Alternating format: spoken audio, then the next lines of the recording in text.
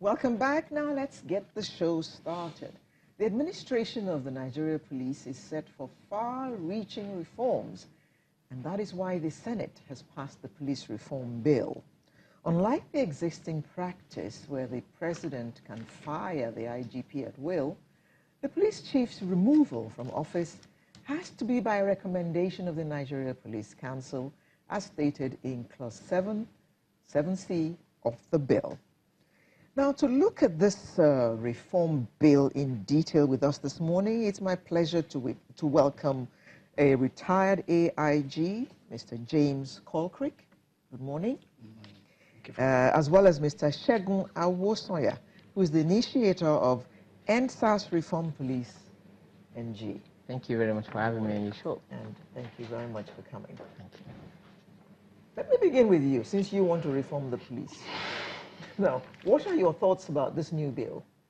Is it going to have any effect on policing in Nigeria? Of course, it's going to have a lot of changing effect in Nigeria. But the thing is the devil is in the detail. It's not just about the bills. We have a lot of bills in Nigeria. It's not about having more laws. It's about how effective those laws are, and it's about how informed the people are enough to hold people to account and to follow up, to monitor such laws when it has been passed. This is about the execution of the law and implementation of the law. When you say it's about execution and implementation of the law, yeah.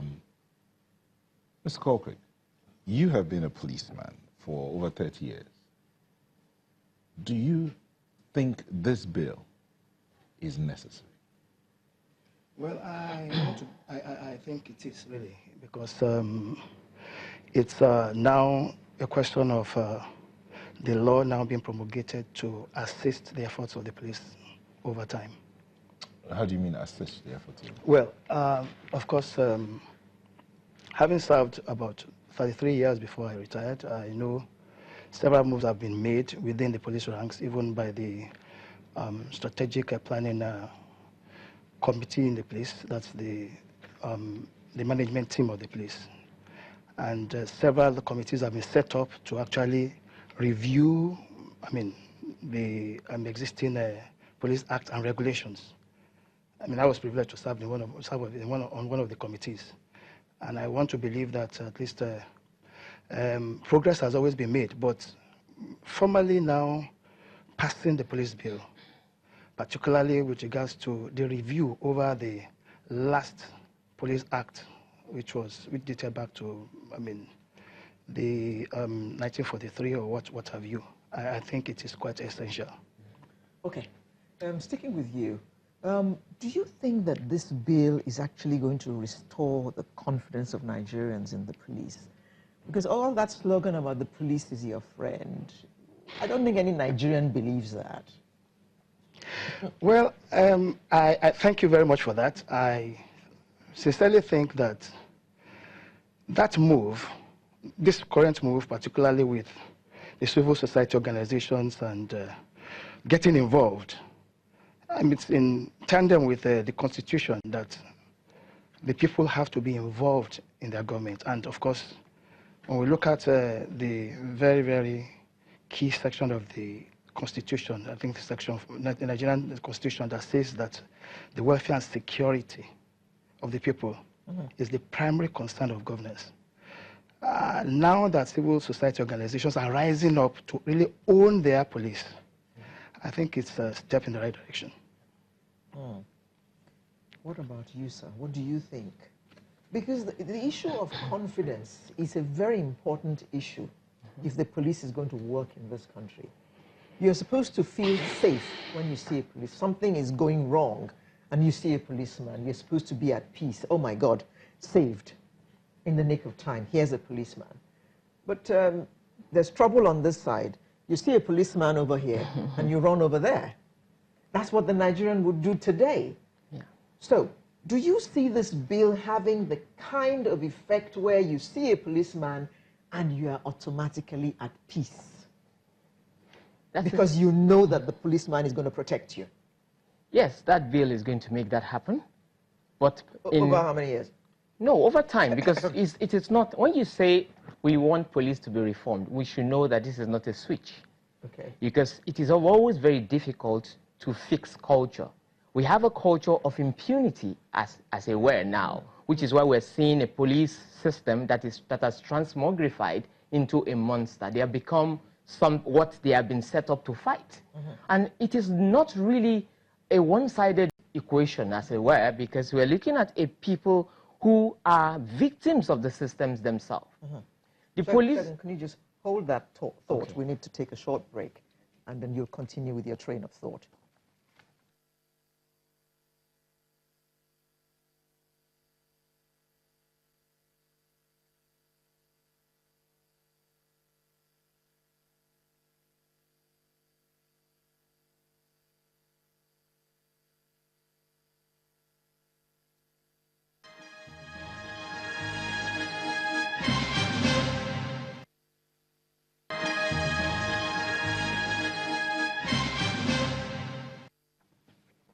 Welcome back. We're still discussing the police reforms. Mr. Osanye, we're going to say something. So I said, so we're looking at confidence. Policing is not about people carrying gun and whipping people into line. It's not about that. It's about, we're in the 21st century where policing is driven by intelligence. So it's about people who believe in what they do, who are confident in their own skin enough to exude, to bring out that quality in them that makes people trust them. Because you cannot police a community without knowing that community. But do you find that in the police of today? I mean, you started a movement, ENDSARS, and Reform Police NG. Reform Police NG, because of this kind of attitude. Exactly. Do you find that in the police of today?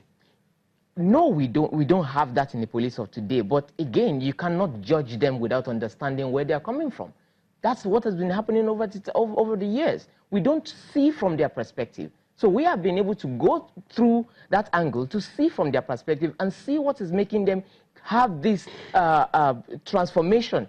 Because a lot of people go into the police to bring about change. They go into the police to say, I want to serve my nation, I want to make something happen differently. But when they get there, the system absorbs them in, and then they are frustrated. What system is that? And now, when I say the system, let's go back to the act that created the police. The act that created the police in the 1940s, in the 1943 or so, did not put in place the consideration of human rights. Police.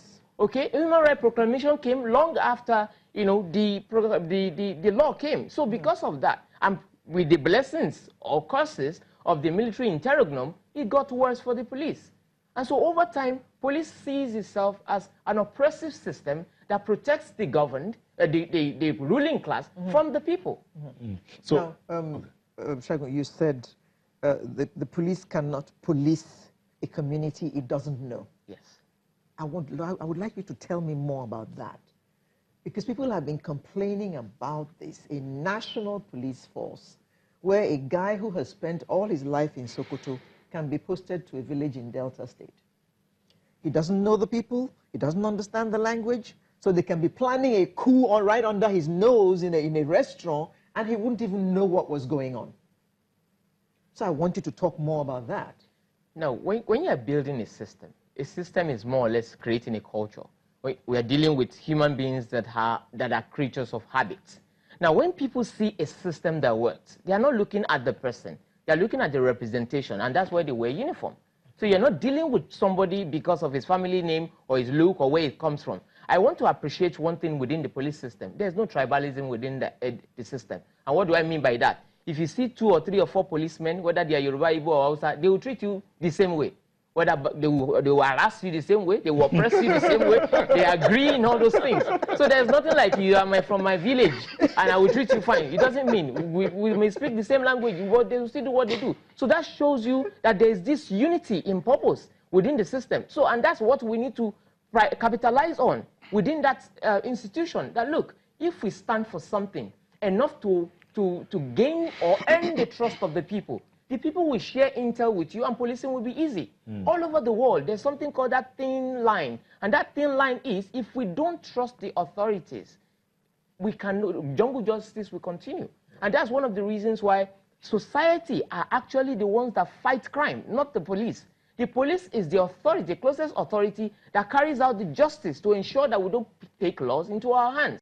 So how do we strengthen this? Understanding that there is a Janus effect here.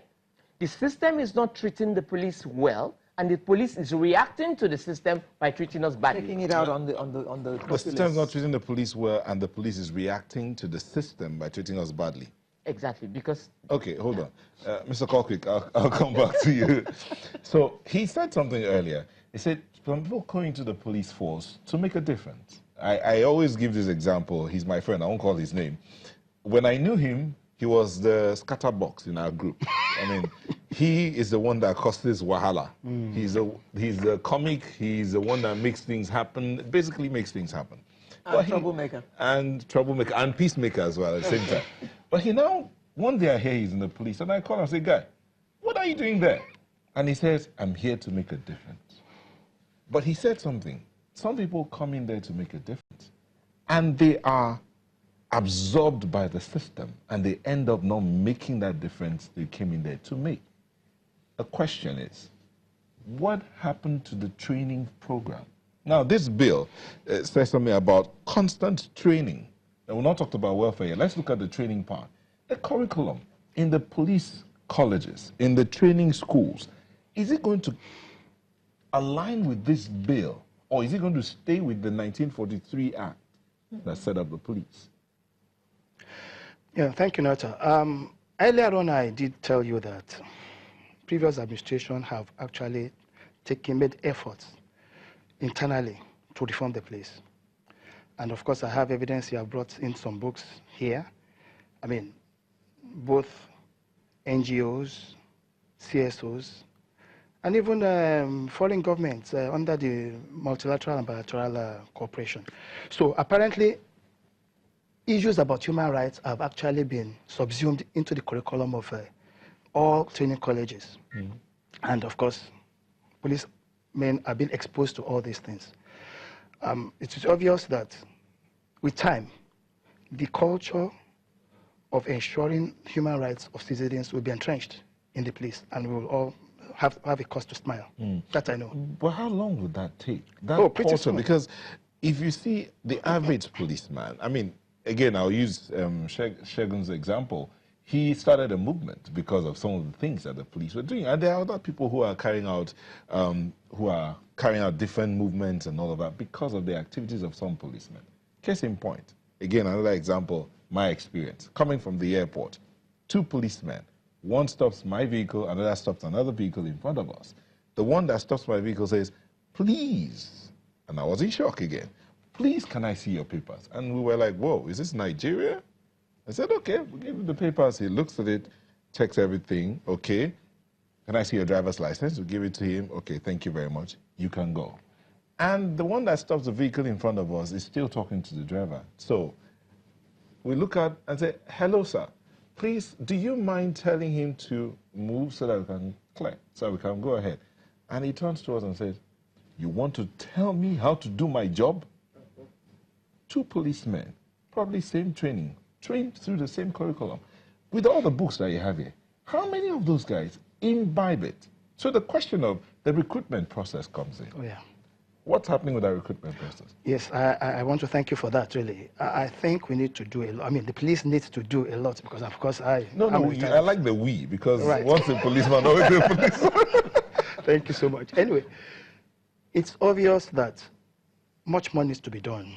I mean, some of us have actually been involved in international engagements like the peacekeeping, activities. I mean, I've been to about 3 different peacekeeping missions. And we've seen in display what it meant to have the minimum standard of policing. You have everything you need, vehicles, and of course, your time of the hours of work are regulated. You go, you have your rest, you have your leave times, and what have you. An average police officer works very, very hard. And I think some of these things also need to be much more regulated. But I want to believe that the recruitment and selection process has to be improved upon. I mean, for instance, I was at the training headquarters in the mission I attended in Kosovo then, and we did background checks, going to the villages of prospective police officers to find out their backgrounds. I mean, I'm not surprised about the experience. Sometimes also maybe wrong recruitment of personnel could really attend to such misbehavior of some of these police officers. But in any organization, you will always have some exceptions, some bad eggs. Shagun, that thing about the recruitment process, would it in any way make a difference? I mean, would this bill help to sort out that part of the recruitment process? Is there a standard to who can be recruited into the police? I mean, before now, anybody at whatever level, maybe, is it first school leaving certificate or secondary school certificate can come into the police? Is there a standard to who can join the police? Because we're talking about a modern policing system. Yeah. A bill was... computers play a very important part. And there are not, you hardly find any in any police station. I'm going back to you on that. Apart from AIG police station. Let me first say something, that if you're going to summarize the entire bill, the 250 pages that you are going to get soon, what you're going to see is a bill that tends to make the police less of a force and more of a service institution. And so it's going to be the Nigeria Police, not the Nigerian Police Service or Nigerian Police Service. Okay. Because they are under because they are under the Ministry of Interior, and under the Ministry of Interior, everything you find there is immigration service, prison service. You know, so police can be a force under a service.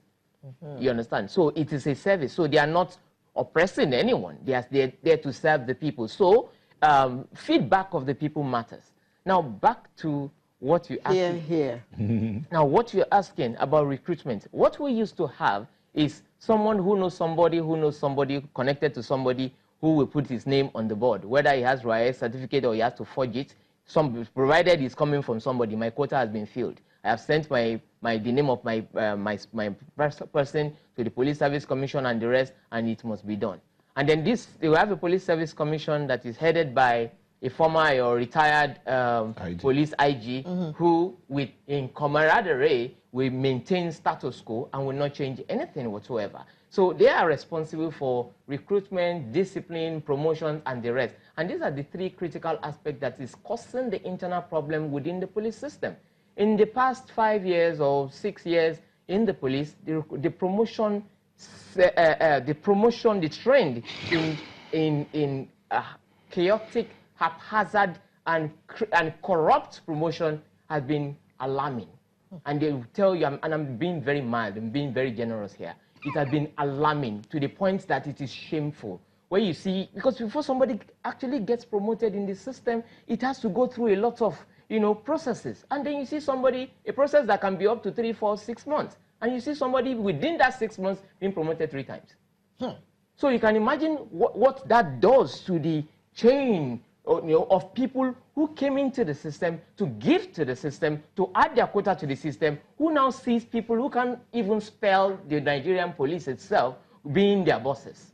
And now these people, because of inferiority complex, cannot ask for how to do their jobs from the people they are now seeing as their subordinates, who they used to salute, and then there's a problem. Isn't that the story of Nigeria? So we must not normalize these things. We must begin to ask questions, and that's why we cannot leave our country. Because if you fix police problem, you have fixed Nigerians' problem. You can't leave our country to politicians alone. We can't continue to think that leadership is all about carrying ballot boxes and joining political parties. We all have to be responsible from where we are and ask the right questions. So this is where we are. So we cannot be throwing the blames and say the president or saying the this. How many governors have even raised their voice concerning police brutality or impunity in this country? How many? Because they're the one collecting the security votes. Or maybe they're the ones ordering the policemen to do what they're doing. They probably don't order, but they can look. They look the other way. Look the other way. Okay, Mr. Corcoran, there is this notion out there that the problem is not necessarily the policeman, the constable, the sergeant, and all of that. It's not necessarily him, but the problem is you, the officers. You're the ones that tell them to make returns. You're the one that deploy them to the different places they go. You're the ones who collect their welfare package, and oftentimes it doesn't get down to them. Yeah, please mind you that I am already a retired police officer. What's a policeman or is a policeman? And I can say it without any fear of contradiction. Now, while I was in service, I never made demands on any junior police officer to make returns to me. It's on record, and that's why I can hold my head high and walk into the police any information with pride. I mean, sincerely, I want to appreciate... Mr. Culprit, they're watching you. Oh, yeah. I'm saying it confidently. And I will repeat it over and over again. You can go ahead and check my records. It's by God's grace. Those things are not in the records, are they? So checking your records won't tell us. But that is a problem, because those men go out there and take out their frustration, their inadequate equipment, the fact that their welfare doesn't get to them as it should, and the fact that they're not even sure what will happen to their family should they die in the line of duty. Yeah. They take it out on the Nigerian people. You know, I really agree with you that a lot has to be done. And I think that's part of what the police bill is trying to address. A lot has to be done with regards to the welfare of police officers. I just believe that they deserve it. When you say, what would you suggest if you were asked now to suggest a welfare package for the constable? No, for instance, let me just first appreciate the federal government. Recently, I'm sure you are aware that there was a review of the salaries of police officers, which is a welcome development. And of course, again, when sufficient funds are made available to really cater for all the needs of the police, I mean, issues of providing vehicles, fueling vehicles, ensuring that even when you make travels on official assignments, all your entitlements are paid and what have you, and your salaries are regular. I mean, these are some of the incentives that can really help to ensure that the policeman concentrates and does his job well. And again, psychologically too. I mean, you've talked about recruitment and training, selection process. There must be diligent recruitment and selection process to get the best from the society. Because, I mean, the police job is a very, very, very important job. It's also selfless and sacrificial. So you've got to be able to really get those intellectually sound and also with good background who can actually stand the test of time. Okay. Now, Shago, how confident are you that the president is going to actually assent to this bill? Okay. Over time, we've been having our issues with the president, and we don't hide our feelings as an organization, as an institution, and also I look youthful, so I represent the youth as well. So we always express ourselves and let them know. Why are you stressing you look? Yes, because I am not. I can't call myself a youth anymore. No, but I represent that constituency, and I believe that they are the future of Nigeria, and that's one of the reasons why we're doing what we're doing, to protect them, because they're actually the ones being affected mostly, by this. Right now, a youth cannot carry a phone. A phone is seen as a murder weapon now by police. A computer is seen as a weapon of mass destruction. So they are under attack because of the way they look, the way they dress, because of their hairstyle. So based on that, we owe it to them to do what our parents didn't do for us. Because for 76 years, they left an oppressive bill to continue to claim the lives of Nigerians. We don't even have data of how many people we have lost to police brutality in Nigeria. So I am confident that this bill, being an executive bill that should have been championed by the presidency and the executive themselves, left to the CSO, the civil society organizations, civil liberties organizations, and the citizenry themselves to put political will behind, to push, to get to NAS and to work with NAS to present the bill, to get it passed. I think the least they can do is to just sign it expressly and make us proud and make a believer of us. Okay. We've almost run out of time completely, but just in half a minute, what effect will this have? What will the tenor of the IG have on policing? Because this bill is recommending a 5-year term.